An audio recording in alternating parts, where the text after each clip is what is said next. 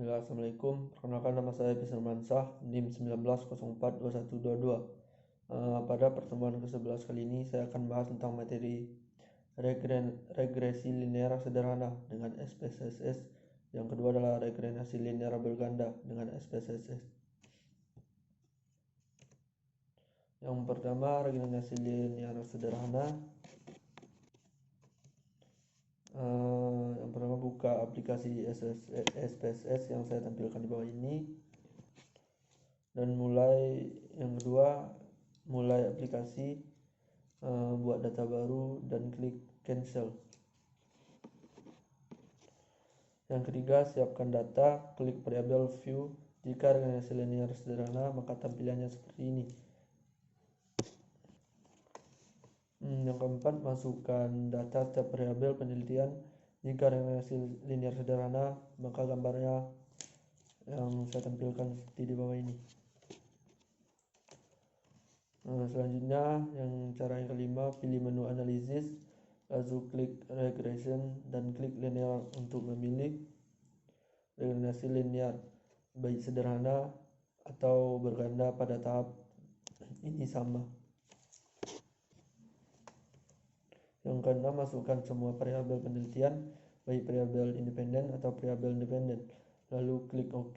Jika analisis regresi linear sederhana, maka tampilkan kotak dialog sebagai berikut yang saya tampilkan pada gambar di bawah ini. Yang ketujuh, lalu muncullah output regresi linear sederhana seperti ini. Cara membaca data regresi linear sederhana adalah tabel pertama, model summary simple regression. Pada tabel yang model pertama, R dan require adjuster L, R of RT, dan ditampilkan nilai-nilai atau data-data. Pada tabel di atas didapat nilai R square atau R, di mana R square adalah nilai yang menunjukkan persentase sumbangan variabel independen dalam mempengaruhi variabel independen, sedangkan sisanya dipengaruhi sumbangan variabel lain atau epsilon yang disimbolkan R square. Dapat nilai sebesar 0,437,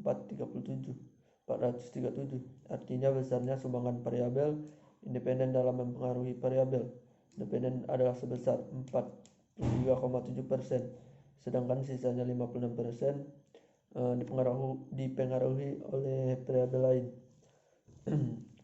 Melalui variabel tersebut dapat disusun persamaan regresi dengan nilai konstan dan koefisien variabel X pada kolom B, serta dianalisis nilai sig variabel X.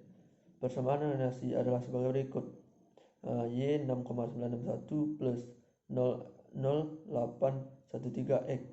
Didapat nilai konstan sebesar 6,961, artinya secara statistik tanpa adanya X bersama Y adalah 6,961. Didapat nilai confident variabel X sebesar 0,813, artinya besarnya pengaruh X terhadap Y sangat kuat karena memiliki persentase sebesar 81,3%. Yang kedua, regenerasi linear berganda. Jika regenerasi linear berganda, maka seperti ini.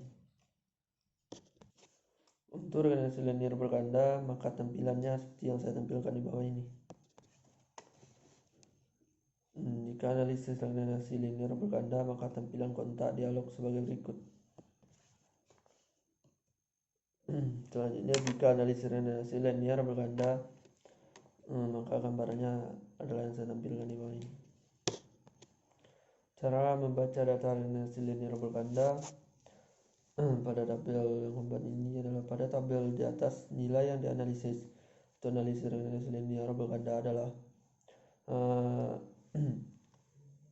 R square yang merupakan penyesuaian dari nilai R square sebagaimana yang dijelaskan pada tahapan analisis regenerasi linear sederhana. Didapat nilai adjusted R square sebesar 0,521, artinya besarnya sumbangan variabel V, variabel independen dalam mempengaruhi variabel dependen adalah sebesar 52,1%, sedangkan sisanya 47,9% dipengaruhi oleh variabel lain. Selanjutnya, melalui nilai sig pada tabel di atas dapat dianalisis pengujian secara simultan didapat nilai sig sebesar 0,000, artinya terdapat pengaruh secara simultan dari X dan X terhadap V atau model penelitian fit. Selanjutnya adalah melalui nilai konstan dan koefisien variabel X1 dan X2 pada kolom B serta nilai sig variabel X1 dan X2 didapat bersamaan deklinasi sebagai berikut, yaitu Y sama dengan 3,670 plus 0,466 X1 plus 0,562 X2. Didapat nilai konstan sebesar 3,670, artinya secara statistik tanpa adanya X1 dan X2 maka besarnya Y adalah 3,670. Terdapat nilai koefisien variabel X1 sebesar 0,466, artinya besarnya pengaruh X1 terhadap Y cukup kuat karena memiliki persentase sebesar 46,6% jika melihat interval pada tabel 3. Didapat nilai koefisien variabel X2 sebesar 0,562, artinya besarnya pengaruh X2 terhadap Y cukup kuat karena memiliki variabel persentase sebesar 5,62%. Didapat nilai koefisien variabel X1 positif, artinya X1 mempengaruhi positif terhadap Y. Semakin tinggi X1 maka Y semakin tinggi dan sebaliknya. Didapat nilai koefisien variabel X2 positif, artinya X2 berpengaruh terhadap Y. Semakin tinggi didapat nilai sig variabel X1 sebesar dan sebaliknya.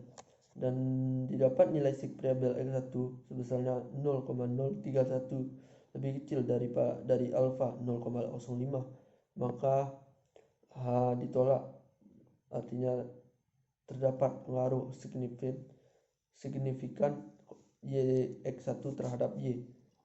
Didapat nilai sig variabel X2 sebesar 0,013 lebih kecil dari alfa 0,05, maka H ditolak, artinya terdapat pengaruh signifikan X2 terhadap Y. Hanya itulah yang saya dapat sampaikan pada pertemuan 11 kali ini. Terima kasih.